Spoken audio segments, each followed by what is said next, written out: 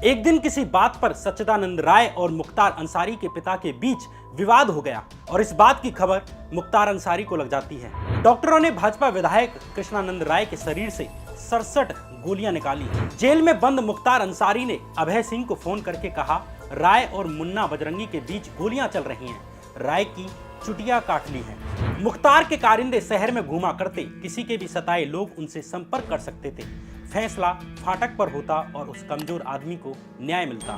मुख्तार पर मखनू सिंह और साधु सिंह गैंग का एहसान बढ़ चुका था। साधु सिंह ने मुख्तार से कहा, रणजीत सिंह का सर चाहिए। झगड़े में फंसी जमीनें हों, पार्टनरशिप का विवाद हो, किसी की बेटी की शादी के लिए पैसे चाहिए हों, किसी ने किसी कमजोर की जमीन पर कब्जा जमा लिया हो, पीएचसी पर डॉक्टर नहीं आ रहा हो और सरकारी महकमे के लोग किसी को परेशान कर रहे हों, तो लोग कोर्ट नहीं जाते बल्कि मुख्तार के फाटक पर लगने वाले दरबार में पहुंच जाते, क्योंकि उन्हें मालूम था कि कोर्ट से पहले यहां न्याय मिलेगा।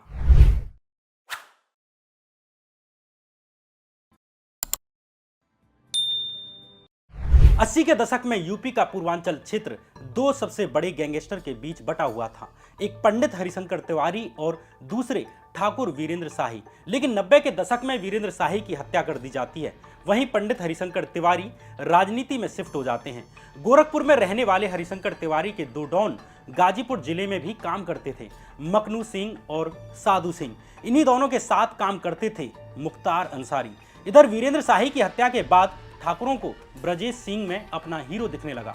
ब्रजेश सिंह और उनके दोस्त त्रिभुवन सिंह शुरू में साहिब सिंह गैंग के साथ काम करते थे। पूर्वांचल क्षेत्र में सरकारी ठेकों को लेकर मखनू सिंह गैंग और साहिब सिंह गैंग के बीच में लड़ाई होने लगती है और इस तरह मुख्तार अंसारी और ब्रजेश सिंह दो अलग अलग गैंग के बीच आमने सामने की लड़ाई में आमने सामने आ जाते हैं। आगे पूर्वांचल के वर्चस्व की लड़ाई इन्हीं दो सेनापतियों के बीच होने जा रही थी। जहां मुख्तार अंसारी गाजीपुर के रहने वाले थे तो ब्रजेश सिंह वाराणसी के रहने वाले थे।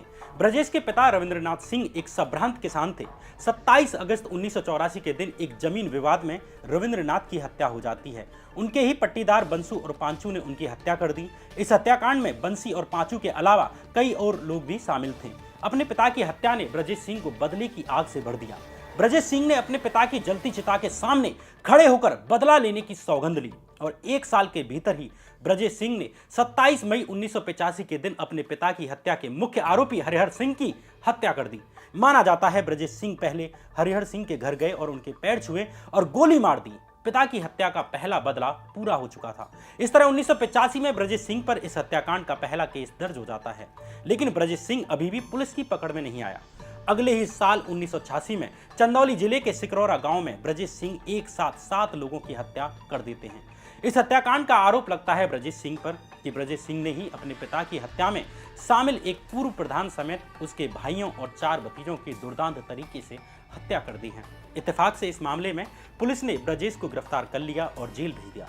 इसी दौरान जेल में ब्रजेश सिंह की मुलाकात होती है हिस्ट्री सीटर त्रिभुवन सिंह से। त्रिभुवन सिंह से दोस्ती का कारण यह था कि त्रिभुवन सिंह की कहानी और ब्रजेश सिंह की कहानी एकदम एक जैसी थी। दरअसल मुख्तार अंसारी जिस मखनू गैंग का हिस्सा थे, उस मखनू ने ही त्रिभुवन सिंह के पिता की हत्या की थी। त्रिभुवन सिंह और मखनू दोनों ही गाजीपुर जिले के मुड़ियार गांव से आते थे और आपस में चाचा ताऊ के लड़के थे।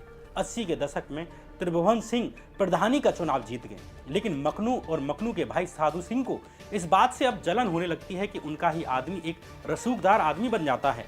TV9 वेबसाइट की एक खबर के अनुसार एक दिन 5 बीघे जमीन को लेकर साधु और मखनू ने रामपत सिंह के साथ गाली गलौज कर दी। रामपत ने इसे अपमान समझते हुए अपने बेटे त्रिभुवन सिंह और बाकी बेटों के साथ मिलकर साधु और मखनू को लाठी डंडों से बुरी तरह पीट दिया। इसके बाद कुछ महीने तक दोनों गुटशांत रहते हैं, लेकिन एक दिन बाद मौका पाकर साधु सिंह और मखनू ने त्रिभुवन सिंह के पिता रामपत को लाठी डंडों से पीट पीट कर मार डाला। प्रधान रामपत की हत्या के बाद साधु और मखनू कुछ दिन फरार रहते हैं, लेकिन कुछ समय के बाद वे दोबारा गांव लौटते हैं और मखनू और साधु सिंह ने दोबारा से रामपत के 3 बेटों की हत्या कर दी। इस तरह त्रिभुवन सिंह के घर में 2 ही लोग बचे, एक त्रिभुवन सिंह और दूसरे भाई राजेंद्र। अब त्रिभुवन सिंह ने अपने भाई और पिता का बदला लेने के लिए गांव छोड़ दिया। अक्टूबर 1988 में साधु सिंह और मखनू सिंह गैंग ने त्रिभुवन सिंह के भाई राजेंद्र सिंह की भी हत्या कर दी। इस हत्याकांड में साधु सिंह के अलावा मुख्तार अंसारी का भी नाम मुकदमे में दर्ज किया गया। बाकी के मुकाबले मुख्तार किसी साधारण परिवार से नहीं आते थे, बल्कि मुख्तार के पिता गाजीपुर जिले के मोहम्मदाबाद में नगर पंचायत के चेयरमैन थे। लेकिन इस इलाके में एक और आदमी बहुत अधिक प्रभावशाली था और उनका नाम था सच्चिदानंद राय। एक दिन किसी बात पर सच्चिदानंद राय और मुख्तार के पिता के बीच विवाद हो जाता है। इस बात की खबर जब मुख्तार को लगी तो उसने सच्चिदानंद राय को निपटाने का ही फैसला कर लिया। लेकिन यह काम उस वक्त मुख्तार के लिए आसान नहीं था। मुख्तार ने सच्चिदानंद राय को निपटाने के लिए साधु सिंह और मखनू सिंह से मदद मांगी।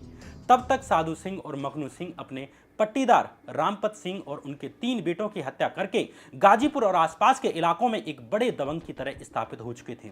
दोनों ने मुख्तार की पीठ पर हाथ रख दिया। अंततः सच्चिदानंद राय के घर में घुसकर उनकी हत्या कर दी जाती है। मुख्तार अंसारी पर सच्चिदानंद राय की हत्या का इल्जाम आया। हालांकि मुख्तार अंसारी और सच्चिदानंद राय के बीच के झगड़े को लेकर मीडिया में कुछ मिलती जुलती दूसरी कहानियां भी चलती हैं। जैसे आज तक वेबसाइट पर छपी एक रिपोर्ट के अनुसार 80 और 90 के दशक में गाजीपुर जिले की एक और खासियत थी। राज्य हाईवे से सरकारी बसें इस जिले को पार करके चली जाती थी, जैसे बनारस, गाजीपुर, गोरखपुर, बलिया, गाजीपुर, बनारस। लेकिन किसी सरकार में इतना दम नहीं था कि वो गाजीपुर के इंटरनल इलाकों से सरकारी बसें मुख्यालय तक चला लें। इन सारे रूटों पर माफिया का कब्जा था, जो अपने अपने बेड़े की बसें चलवाते थे। इसे जनता का भी समर्थन मिलता था, क्योंकि बसों की टाइमिंग फिक्स थी। मोहम्मदाबाद से गाजीपुर, बनारस के लिए बस कितने बजे चलेगी, कब पहुंचेगी, कहां कहां कब रुकेगी, ये सब तय था। लोग बताते हैं कि इनकी लोकप्रियता इतनी थी कि लोग इससे घड़ी मिलाने की भी बात करते थे। सच्चिदानंद राय भी दबंग किस्म के इंसान थे। उनसे जुड़े लोगों की बसें मोहम्मदाबाद से चलती थीं। बताया जाता है कि मुख्तार से जुड़े लोग भी इस कारोबार में थे। किसकी बस कब निकलेगी, इसको लेकर विवाद हो गया। सच्चिदानंद राय वहां मौजूद नहीं थे। मुख्तार भारी पड़ गए। सच्चिदानंद राय को ये बात नागवार गुजरती है। कहा जाता है कि फनफनाए सच्चिदानंद मुख्तार के घर फाटक तक चढ़ाए। मुख्तार ने इसे प्रतिष्ठा का सवाल बना लिया। कुछ दिन के बाद ही सच्चिदानंद राय की हत्या कर दी जाती है। नाम मुख्तार का आया, लेकिन कुछ साबित नहीं हो सका। ये आज तक की खबर में लिखा हुआ है। मुख्तार और सच्चिदानंद राय के बीच के विवाद की असली कहानी जो भी हो, लेकिन ये सच है कि सच्चिदानंद राय की हत्या में मुख्तार का नाम आया। इसमें मदद करने का आरोप साधु सिंह और मखनू सिंह पर लगा। माना जाता है इस घटना के बाद मुख्तार मखनू सिंह और साधु सिंह को अपना आपराधिक दुनिया का गुरु मानने लगे। मुख्तार पर मखनू सिंह और साधु सिंह का एहसान चढ़ चुका था, जिसे उतारने का वक्त आ चुका था। गाजीपुर में ही 2 और दबंग भाई थे, छत्रपाल सिंह और रणजीत सिंह। इनकी दबंगई के भी गाजीपुर में चर्चे थे। लेकिन साधु सिंह और मखनू सिंह को ये बात अखड़ती थी, क्योंकि वे दोनों गाजीपुर के सबसे बड़े डॉन बनना चाहते थे। इसलिए एक दिन साधु सिंह और मखनू ने मुख्तार से कहा कि वो छत्रपाल सिंह और रणजीत सिंह को निपटा दें। माना जाता है कि मुख्तार अंसारी ने रणजीत सिंह को निपटाने के लिए उसके घर के ठीक सामने रहने वाले रामू मल्लाह से दोस्ती कर ली। यह रामू मल्लाह बाद में मुख्तार का शार्प शूटर भी बनता है। मुख्तार ने रामू मल्लाह के घर की बाहर की दीवार पर अंदर से बाहर की तरफ एक सुराख किया, और ठीक ऐसा ही सुराख रणजीत सिंह के घर में जो दीवार है उसमें भी किया। अब वो रामू मल्लाह के घर वाले सुराख से सीधे रणजीत सिंह के आंगन में देख सकते थे। एक दिन रणजीत अपने आंगन में घूम रहा था और मौका पाते ही मुख्तार ने निशाना लगा दिया और एक ही गोली में रणजीत सिंह की हत्या कर दी। मुख्तार के इस कारनामे के बाद तीनों दोस्तों साधु सिंह, मखनू सिंह और मुख्तार अंसारी का दबदबा गाजीपुर में गूंजने लगा। इधर जेल में बंद त्रिभुवन सिंह और ब्रजेश सिंह की मुलाकात हो चुकी थी। ब्रजेश सिंह को यह भी पता चलता है कि उसके पिता रविंद्रनाथ सिंह के हत्यारे बंसू और पांचू भी साधु सिंह, मखनू सिंह के लिए काम करते हैं। इस तरह एक गुट बना साहिब सिंह गैंग का, जिसमें ब्रजेश सिंह और त्रिभुवन सिंह थे, और दूसरा गुट बनता है मखनू सिंह, साधु सिंह और मुख्तार अंसारी का, साथ में बंसी और पांचू। 90 के दशक में ब्रजेश सिंह और उनका गुट बनारस में तमाम तरह के धंधों में अपना हाथ आजमा रहा था। वहीं गाजीपुर का मुख्तार अंसारी गैंग भी इसी शहर में अपने पैर पसारने की कोशिश कर रहा था। ये वो दौर था जब बनारस में रेशम से लेकर कोयले के कारोबार पर सबकी नज़र थी। उन दिनों स्क्रैप, रेशम और कोयले का कारोबार मोटा पैसा देने वाले धंधे थे। बनारस इन सब धंधों का प्रमुख केंद्र था। मुगल सराय से बनारस नज़दीक होने के चलते कोयले के काले कारोबार का भी यहाँ से संचालन करना आसान था। मुख्तार को इन्हीं सब धंधों पर कब्जा कर अपना आर्थिक साम्राज्य मजबूत करना था और इसके साथ ही अपना वर्चस्व गाजीपुर से बनारस तक फैलाना था। वहीं बनारस ब्रजेश सिंह का गढ़ था। ब्रजेश सिंह के साथ ही बनारस में अवधेश राय भी अपनी जड़ें जमा रहे थे। अवधेश राय उन्हीं अजय राय के बड़े भाई थे जिन्होंने बनारस में मोदी के खिलाफ इलेक्शन लड़ा था। दबंग छवि वाले अवधेश राय ब्रजेश सिंह के करीबी थे, इसलिए अवधेश राय मुख्तार अंसारी के साम्राज्य के विस्तार में कांटा साबित हो रहे थे। 3 अगस्त 1991 के दिन वाराणसी के लहुरा वीर क्षेत्र में अवधेश राय की गोली मारकर हत्या कर दी जाती है। मारुति वैन से आए हथियारबंद हमलावरों ने अंधाधुंध गोलियां चलाकर अवधेश राय को मौत की घाट उतार दिया। अवधेश राय के भाई और पूर्व विधायक अजय राय ने मुख्तार अंसारी और उनके गुट के पूर्व विधायक अब्दुल कलाम, मुन्ना बजरंगी, भीम सिंह, कमलेश और राकेश समेत 6 लोगों के खिलाफ मुकदमा दर्ज करवा दिया। अवधेश राय की हत्या ने पूरे पूर्वांचल और बनारस को सन्न कर दिया। मुख्तार की दबंगई का एहसास भी लोगों को होने लगा। अवधेश राय की हत्या के पीछे एक कारण मुख्तार गुट के द्वारा की जाने वाली वसूली को भी माना जाता है। बीबीसी की एक स्पेशल रिपोर्ट में 90 के दशक में आज अखबार की क्राइम बीट संभाल रहे वरिष्ठ पत्रकार सुभाष सिंह बताते हैं कि इस हत्याकांड की कई वजहों में से एक वजह व्यापारियों से वसूली का भी था। चेतगंज थाना क्षेत्र में आने वाले लोहरावीर और हथुआ मार्केट बनारस के अच्छे व्यापारिक इलाके हैं। चेतगंज थाने में ही हैदर अली टाइगर और संजय सिंह नाम के 2 सिपाही थे जो इस पूरे इलाके में मुख्तार अंसारी के लिए व्यापारियों से वसूली किया करते थे। हथुआ मार्केट में अवधेश राय दुर्गा पूजा कराते थे जिसमें व्यापारी बढ़ चढ़कर आर्थिक सहयोग दिया करते थे। अब व्यापारियों ने चेतगंज के सिपाहियों की शिकायत अवधेश राय से कर दी। सुभाष सिंह बताते हैं कि अवधेश राय व्यापारियों के सरपरस्त थे और उनके मुखिया की तरह काम कर रहे थे, जिसके चलते उन्होंने धरना प्रदर्शन भी किया। इसके बाद ये दोनों सिपाही निलंबित हो गए। बताया जाता है कि इन सिपाहियों और चेतगंज इलाके में उन दिनों रह रहे हत्या के एक अभियुक्त राकेश ने ही अवधेश राय की रैकी की। इसके बाद हत्याकांड को अंजाम दिया गया। चूंकि अवधेश राय ब्रजेश सिंह के साथी थे और ऊपर से मुख्तार अंसारी बनारस में उनके ही गढ़ में एंट्री कर चुके थे, इसलिए भी ब्रजेश सिंह की मुख्तार अंसारी से दुश्मनी ठन जाती है। त्रिभुवन सिंह के भाइयों और पिता को मुख्तार अंसारी के गैंग के लोगों ने पहले ही मार दिया था, इसलिए अब ब्रजेश सिंह और त्रिभुवन सिंह ने सबसे पहले साधु सिंह को निपटाने का प्लान बना लिया। लेकिन साधु सिंह इस वक्त जेल में थे और उसे मारना आसान नहीं था। लेकिन इसी बीच साधु सिंह की बीवी को एक बच्चा होता है और साधु सिंह अपनी पत्नी और बच्चे को देखने के लिए पुलिस कस्टडी में अस्पताल आता है। लेकिन पुलिस वर्दी में ही घुसे एक अनजान आदमी ने साधु सिंह पर गोलियां बरसाना शुरू कर दिया और उसे मौत की घाट उतार दिया। इसी दिन साधु सिंह के गाँव में उसके भाई और माँ समेत 8 लोगों की भी हत्या कर दी जाती है। साधु सिंह और इन 8 लोगों की हत्या का आरोप आया ब्रजेश सिंह पर। इसके कुछ दिनों के बाद ही ब्रजेश सिंह और त्रिभुवन सिंह ने गाजीपुर सिंचाई विभाग चौराहे पर मखनू सिंह की भी हत्या कर दी। इस तरह साहिब सिंह गैंग का डॉन बना ब्रजेश सिंह। दूसरी तरफ मखनू सिंह और साधु सिंह की हत्या के बाद मखनू गैंग का नया डॉन बना मुख्तार। एक तरफ ब्रजेश सिंह और दूसरी तरफ मुख्तार अंसारी। अब कोयला मंडी, शराब की तस्करी, स्क्रैप का कारोबार, रेलवे के ठेके, बालू के पट्टे को लेकर दोनों के बीच अदावतों का दौर शुरू हो जाता है। आजमगढ़, बलिया, भदोही, बनारस से लेकर पटना और झारखंड तक में इन दोनों गैंग के बीच गोलियां चलने लगती हैं। बनारस से इलाहाबाद की तरफ चलने पर ब्रजेश सिंह भारी पड़ते और बनारस से गाजीपुर और मऊ की तरफ चलने पर मुख्तार अंसारी। ब्रजेश सिंह की तरह मुख्तार अंसारी किसी साधारण परिवार से नहीं आते थे। मुख्तार अंसारी का परिवार पूर्वांचल ही नहीं बल्कि देश की राजनीति में भी एक सम्मानित परिवार था। मुख्तार अंसारी के दादा मुख्तार अहमद अंसारी साल 1927 में देश की आज़ादी की लड़ाई लड़ रही कांग्रेस के भी अध्यक्ष रहे थे। मुख्तार अहमद अंसारी वे लीडर थे जिन्होंने हिंदू और मुसलमानों की एकता को बढ़ावा देकर अंग्रेजों के खिलाफ मोर्चा खोला। मुख्तार अहमद अंसारी जामिया यूनिवर्सिटी के भी फाउंडर्स में से एक रहे हैं और 1928 से लेकर 1936 तक चांसलर भी रहे। मुख्तार अहमद अंसारी के ही भाई के पोते हामिद अंसारी इस देश के उपराष्ट्रपति भी रहे। मुख्तार अहमद अंसारी के बेटे सुभानुल्लाह अंसारी अपने पिता के विपरीत एक कम्युनिस्ट नेता थे। मुख्तार के बड़े भाई अफजाल भी कम्युनिस्ट पार्टी से जुड़े हुए थे। अफजाल साल 1985 में गाजीपुर की मोहम्मदाबाद विधानसभा सीट से पहली बार विधायक चुने गए और इसके पीछे मुख्तार अंसारी का बड़ा हाथ माना जाता है कि उनके सपोर्ट के कारण ही उन्हें वोट मिली। मुख्तार के गृह जिले गाजीपुर के आसपास पूर्वांचल क्षेत्र में मुस्लिमों की अच्छी खासी जनसंख्या है। गाजीपुर, वाराणसी, चंदौली, मऊ, आजमगढ़ और बलिया ऐसे जिले हैं जहां मुस्लिमों के वोट से सेक्युलर पार्टियों की जीत और हार के आंकड़े तय होते हैं। यही कारण है कि यूपी की सबसे बड़ी पार्टियां बसपा और सपा दोनों ने मुख्तार अंसारी को टिकट दी। 1995 के लोकसभा चुनाव में बसपा ने मऊ जिले की घोसी लोकसभा सीट से मुख्तार अंसारी को चुनाव में उतार दिया, लेकिन सामने कांग्रेस के कल्पनाथ राय जैसे बड़े नेता थे। इस चुनाव में मुख्तार अंसारी की हार हुई, लेकिन अगले ही साल 1996 में हुए यूपी विधानसभा के चुनावों में बसपा ने एक बार फिर मुख्तार अंसारी को मऊ सदर विधानसभा सीट पर उतार दिया और इस चुनाव में मुख्तार अंसारी विजयी होते हैं। इसके बाद तो साल 2002, 2007, 2012 और 2017 के चुनाव में भी मुख्तार अंसारी विजयी होते हैं। हालांकि 2022 के विधानसभा चुनाव में मुख्तार अंसारी ने अपनी सीट अपने बेटे अब्बास को दे दी, जो सुहेल देव भारतीय समाज पार्टी की टिकट पर चुनाव जीते। मुख्तार के नाम से उनके भाई, भतीजे, बेटे कोई भी चुनाव लड़ने के लिए खड़ा हो जाता, वही चुनाव जीत जाता। 2-1 चुनाव ही ऐसे रहे जिसमें मुख्तार के कैंडिडेट की हार हुई हो, लेकिन सवाल यह है कि ऐसे कैसे एक माफिया कहा जाने वाला नेता 30 साल तक अपने पूरे क्षेत्र पर राज करता है और जनता उसे हर बार जिताकर विधानसभा भेजती है। इसका कारण ये था कि मुख्तार अंसारी की इमेज एक रॉबिन हुड की जैसी थी।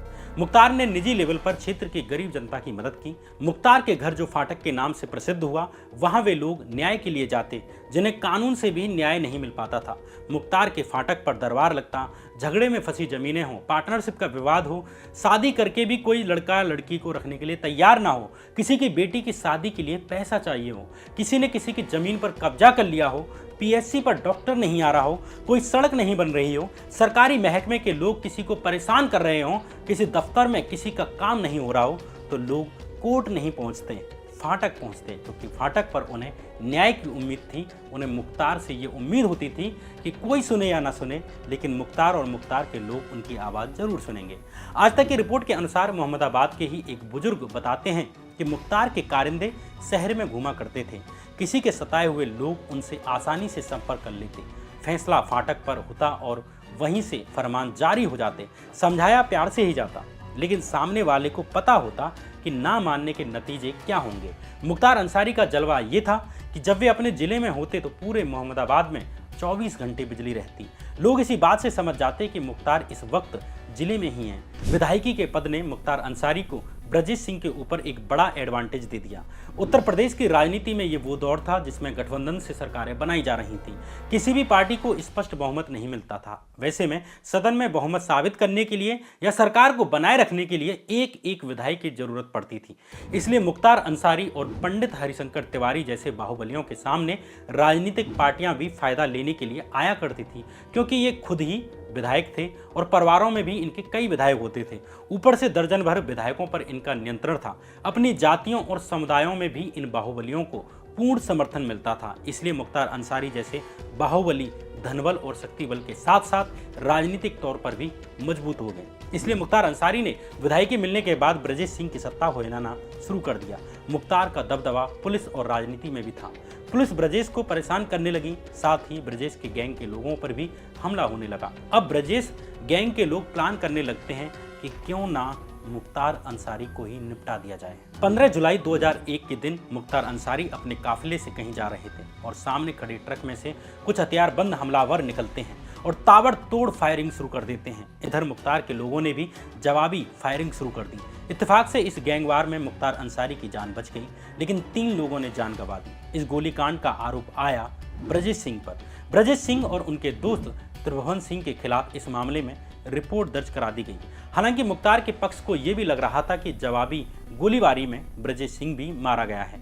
इस घटना को ऊसरी चट्टी कांड के नाम से भी जाना जाता है, क्योंकि जिस जगह ये घटना घटी उसका नाम ऊसरी चट्टी था। लेकिन कहानी में ट्विस्ट ये था कि ब्रजेश सिंह इस हमले के बाद पुलिस से बचने के लिए अंडरग्राउंड हो गए।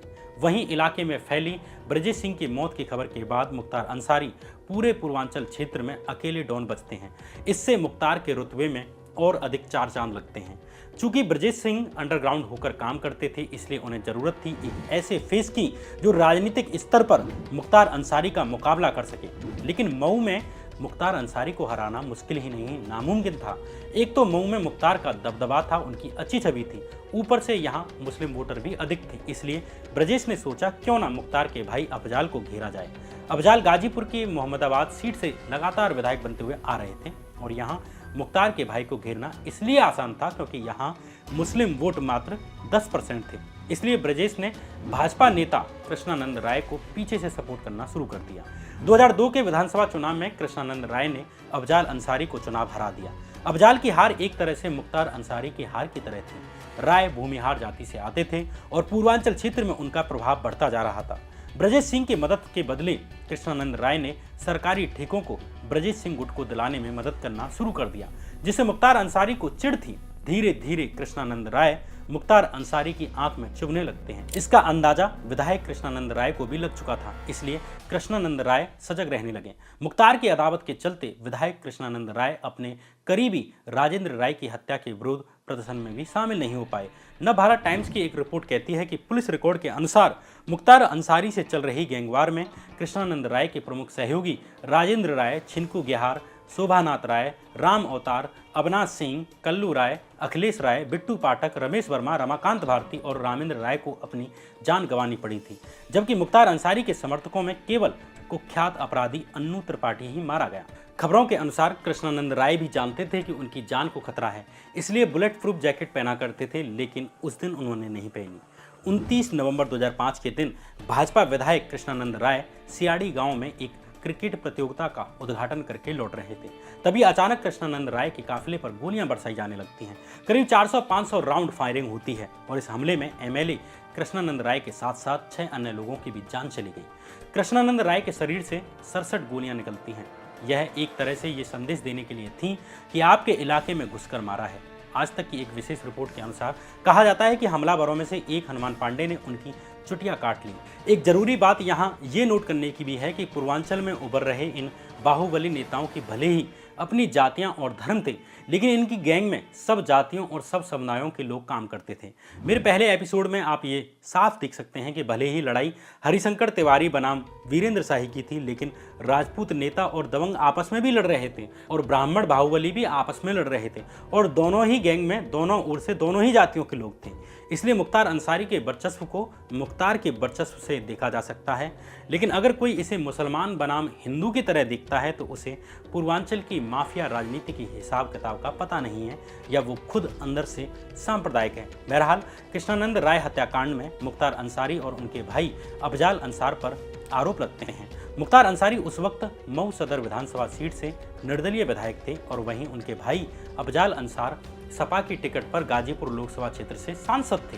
कृष्णानंद राय की हत्या वाले दिन ही तत्कालीन भाजपा अध्यक्ष राजनाथ सिंह वाराणसी जिलाधिकारी के कार्यालय के बाहर सीबीआई द्वारा जांच कराने की मांग को लेकर धरने पर बैठ जाते हैं। लाल कृष्ण आडवाणी भी कृष्णानंद राय के घर पीड़ितों से मिलने के लिए पहुंचते हैं। हालांकि मुख्तार अंसारी और उनके भाई अफजाल अंसारी ने दोनों ने इन आरोपों का खंडन किया। अफजाल अंसारी ने कहा कि हमले के वक्त वे दिल्ली में थे और मुख्तार अंसारी उस वक्त जेल में थे। हालांकि मुख्तार के जेल में होने वाला लॉजिक इसलिए अधिक सत्य नहीं था क्योंकि मुख्तार अंसारी जेल से ही अपना साम्राज्य चला रहे थे और कृष्णानंद राय की हत्या के बाद गाजीपुर जेल में बंद मुख्तार की माफिया अभय सिंह से बातचीत का एक ऑडियो वायरल भी हुआ था, जिसमें मुख्तार अंसारी अभय सिंह को फोन पर बता रहे हैं कि राय और मुन्ना बजरंगी के बीच गोलियां चल रही हैं। इस ऑडियो में मुख्तार कृष्णानंद राय की चुटिया काट लेने की बात भी कहते हुए सुने जा सकते हैं। हो रहा है कि गोली चल रही है मुन्ना बजरंगी और कृष्णानंद राय पे। ये सुनने में आया। अच्छा, कहाँ पे? कृष्णानंद राय के गाँव पर दोनों तरफ से मुकाबला चल रहा है। बराबर में चल रही है। हाँ, ये तरफा जय श्री राम। अच्छा, हेलो। हाँ हाँ हाँ, काट ली मुट्ठी में। ठीक है। यहाँ ये बताना जरूरी है कि मुन्ना बजरंगी मुख्तार अंसारी का ही आदमी था। एमएलए कृष्णानंद राय की हत्या के बाद मुख्तार अंसारी के खौफ का ग्राफ और तेजी से बढ़ने लगा। मुख्तार जेल में रहें या मऊ में रहें या गाजीपुर में, उनकी सुख सुविधाओं में कोई अधिक अंतर नहीं रहा। जेल में भी उन्हें पर्याप्त सुविधाएं मिली। आज तक वेबसाइट पर छपी एक रिपोर्ट में मुख्तार के जेल के दिनों पर प्रकाश डाला जा सकता है। इस रिपोर्ट के अनुसार 2005 में मुख्तार ने गाजीपुर जेल को ठिकाना बना लिया। अब जो दरबार कभी फाटक पर लगता था वह गाजीपुर जेल में लगने लगा। ऐसो आराम के सारे इंतजाम वहीं तैयार कर लिए गए। यूपी के डीजीपी रहे ब्रजलाल ने मीडिया से बात करते हुए बताया था कि मुख्तार ताजी मछली खा सकें इसलिए जेल परिसर में तालाब खुदवा दिया गया। एक डिप्टी एसपी अखबार लेकर जाते थे। एक दरोगा मुख्तार के प्रेस किए हुए कपड़े पहुंचाने का काम करते थे। निशानेबाजी का शौक इतना बड़ा कि जेल में गुलेल से निशानेबाजी की प्रैक्टिस किया करते थे। 2003 से लेकर 2007 तक प्रदेश में सपा नेता मुलायम सिंह यादव मुख्यमंत्री रहते हैं और मई 2007 में मायावती यूपी की मुख्यमंत्री बन जाती हैं। 2009 तक राजनीतिक हालात बदलने लगते हैं। सूबे की कमान मायावती के हाथ में थी। गाजीपुर जेल में एसटीएफ ने छापा मारा तो मुख्तार की सेल में फ्रिज, कूलर, गैस सिलेंडर समेत कई सामान मिलते हैं। इसके बाद मुख्तार को मथुरा जेल भेज दिया जाता है और इसके बाद मुख्तार को अलग अलग जेलों में शिफ्ट किया जाता रहा। इधर ब्रजेश सिंह भी साल 2008 में उड़ीसा से अरेस्ट कर लिए जाते हैं। साल 2012 में जेल में बंद ब्रजेश सिंह ने उत्तर प्रदेश के चंदौली जिले की सैयद राजा सीट से विधानसभा का चुनाव लड़ा। हालांकि ब्रजेश ये चुनाव हार गए। इसके बाद 2016 में जेल से ही ब्रजेश सिंह एमएलसी का चुनाव लड़ते हैं और अंततः ब्रजेश सिंह को इस चुनाव में जीत मिलती है और जेल में ही वे एमएलसी बन जाते हैं। साल 2008 से लेकर 2022 तक ब्रजेश सिंह जेल में रहते हैं और साल 2022 में 13 साल बाद ब्रजेश को जमानत मिल जाती है। इधर साल 2023 आते आते एमपी एमएलए कोर्ट ने मुख्तार अंसारी को बीजेपी के एमएलए कृष्णानंद राय के मामले में दोषी करार दिया और 10 साल की सजा सुना दी। इसके अलावा मार्च 2024 में कोर्ट ने मुख्तार अंसारी को फेक हथियार लाइसेंस केस में उम्र कैद की सजा सुना दी। इस बीच मुख्तार अंसारी ने अपनी जान को खतरा बताया और शिकायत भी की कि उन्हें धीमा जहर दिया जा रहा है, उन्हें मारने की कोशिश की जा रही है। ऐसा पत्र मुख्तार अंसारी की मौत के बाद भी वायरल हुआ। 28 मार्च 2024 के दिन अचानक खबर आती है कि मुख्तार अंसारी की तबीयत खराब है और कुछ ही देर के बाद ये भी खबर आती है कि मुख्तार अंसारी की हार्ट अटैक से मौत हो गई है। जिस तरह अपनी मौत से पहले ही मुख्तार अंसारी ने जहर दिए जाने की आशंकाएं जताई थीं, उस परिप्रेक्ष्य में देखा जाए तो प्रथम दृष्टया ही मुख्तार अंसारी की मौत एक संदिग्ध मौत नजर आती है। मुख्तार अंसारी के परिवार ने भी मुख्तार की मौत के पीछे गहरी साजिश बताई। मुख्तार अंसारी के बेटे उमर अंसारी ने माफिया डॉन ब्रजेश सिंह और त्रिभुवन सिंह का नाम लेते हुए कहा कि अधिकारी इनसे सेट हैं और सरकार की भी मंजूरी से ये सब हुआ है। उन्होंने कहा कि ये कोई एक इंसान के बस की बात नहीं है, इसमें सबकी मिलीभगत है। अंसारी परिवार के आरोपों पर भी ना जाएं तो खुद ही अगर तथ्यों को देखें तो मुख्तार अंसारी की मौत एक स्वाभाविक मौत नहीं लगती। एक बार के लिए तो मन में कुछ सवाल जरूर ही उठते हैं। मुख्तार की मौत के बाद 2 तरह की प्रतिक्रियाएं आईं। एक वे जो मुख्तार की मौत के पीछे गहरी साजिश बताते हैं और साथ ही उन्हें एक मसीहा की तरह भी देखते हैं। एक वे हैं जो मुख्तार से इसलिए नफरत नहीं करते कि वो माफिया हैं, बल्कि वे इसलिए मुख्तार से नफरत करते हैं क्योंकि उन्हें हर मुसलमान से नफरत है। अगर उन्हें माफियाओं से नफरत होती तो आज सत्ताधारी दल के द्वारा क्रिमिनल बैकग्राउंड के नेताओं को जो टिकटें दी जा रही हैं उससे भी उन्हें दिक्कत होती। उन्हें फिर पंडित हरिशंकर तिवारी से भी नफरत होती, उन्हें वीरेंद्र शाही और ब्रजेश सिंह से भी नफरत होती। लेकिन सच्चाई यह है कि सबको अपनी जाति का डॉन मसीहा लगता है और दूसरे समुदाय का डॉन माफिया लगता है। और ये केवल मुख्तार विरोधियों के लिए ही नहीं है बल्कि मुख्तार के सपोर्टरों के मामले में भी है। ये बात सब भारतीयों पर लागू होती है। दरअसल भारत का न्यायिक और सामाजिक सिस्टम इतना सड़ा हुआ है कि यहाँ के गरीब कमजोर जनता को न्यायालयों से ज़्यादा नायकों की ज़रूरत महसूस होती है। मुख्तार में उन्हें वही नायक नजर आता था, लेकिन इसका अर्थ ये नहीं है कि मुख्तार एकदम देवता आदमी थे। उन्होंने कोई गुनाह या अपराध नहीं किया था और ये भी हमें सोचना नहीं चाहिए कि सिर्फ मुख्तार ने ही गुनाह किए। गुनाह ब्रजेश ने भी किए, गुनाह वे भी कर रहे हैं जो आज भी माननीय बने हुए हैं। लेकिन वक्त वक्त की बात है। बहरहाल ये कहानी फिलहाल यहीं खत्म होती है। पूर्वांचल के बाहुबलियों पर बनाई सीरीज का ये दूसरा एपिसोड है। जल्द कभी तीसरा एपिसोड लेकर आऊँगा, तब तक आप पहले वाले एपिसोड को देख सकते हैं। एक पर्सनल रिक्वेस्ट है कि वीडियो को लाइक कर दीजिए और चैनल को सब्सक्राइब कर दीजिए। बाकी बने रहिए चैनल पर। नमस्कार।